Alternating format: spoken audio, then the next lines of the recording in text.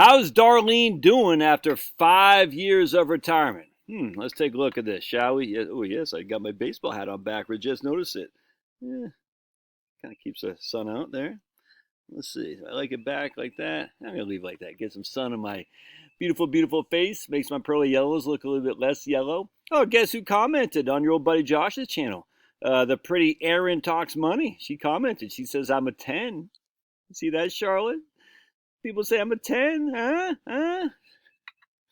Actually like Erin Talks Money.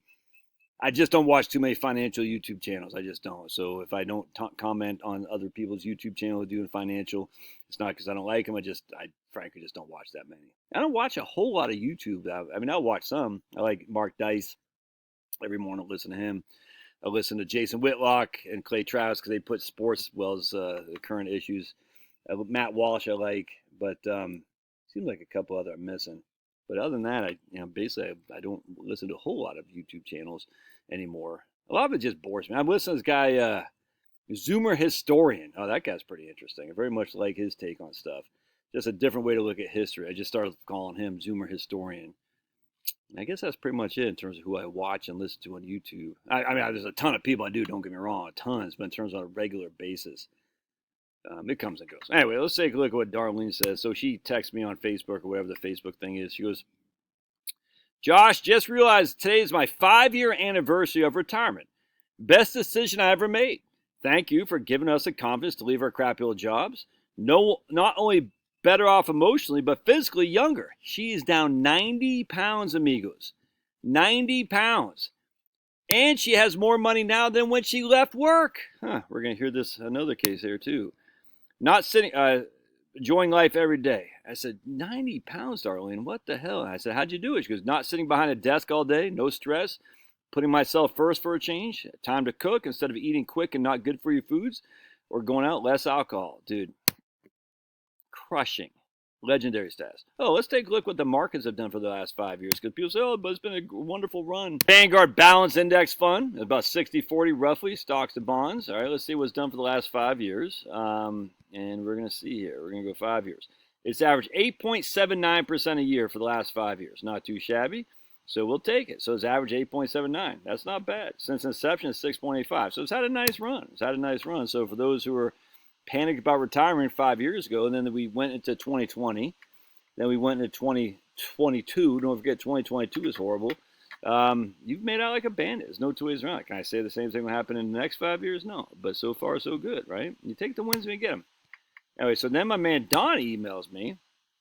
And Don says, Josh, you have provided an assessment of retirement plans in late 2023, just before I retired. I thought I'd provide you an update as validation of your assessment. I realized I retired about 2 to 3 years later than I should have. Well, he says could have, but I would say should have.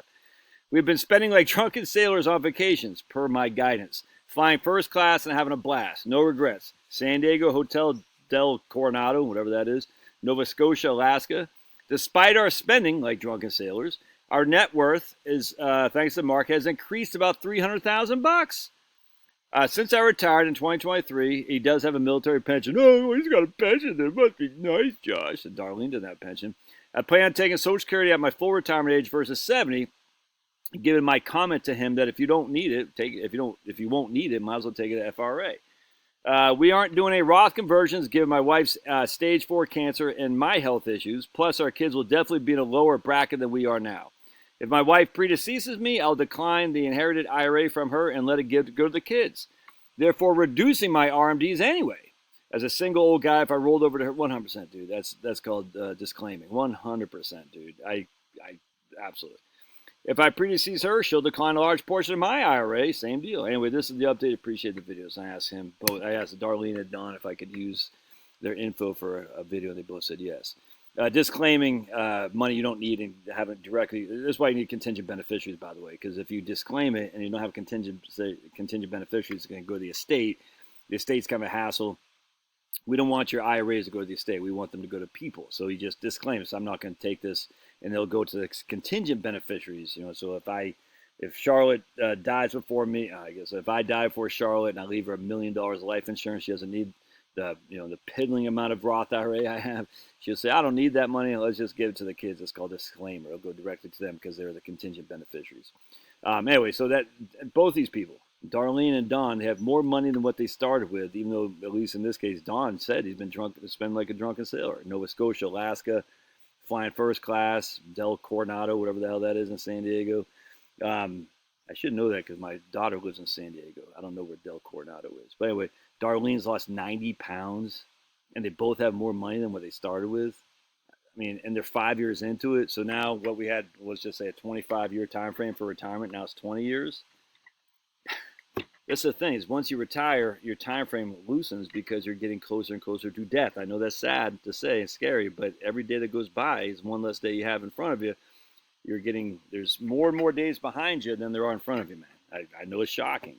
It's how life works. And Elon Musk has yet to figure that out. So we're all going to be going to our greater reward at some point. So why not go to a greater reward on a high note? Doing good work for your community, doing good work for you and your spouse, losing weight, freaking just crushing. Helping out people, helping out kids and grandkids, being smiling to other people that you're working with or that you come in contact with. My man Don's going to get a coffee shop in San Diego, Del Coronado, whatever the hell it is. And some lady's not having a good day behind the thing. And he goes, hey, I hope you're doing okay. Maybe throw an extra $5 in the thing. You know what I'm saying? Being a smile. Just be a good person. Glorify God in all you do. And I'm just telling you, man, look, I can't guarantee you can be successful. I don't know. But what if these guys stayed working for an extra 2 or 3 years? Would they be better off? No, they wouldn't have been. In fact, Don said, I wish I retired 3 years earlier. Good stuff. God bless. Love your thoughts. If you got comments about your retirement, I'd like to hear them. Put them in the notes, man. It could be good, bad, or otherwise. It doesn't matter. Every comment helps your old buddy Josh, which ultimately is why you're here, to help me out. God bless. We'll see you.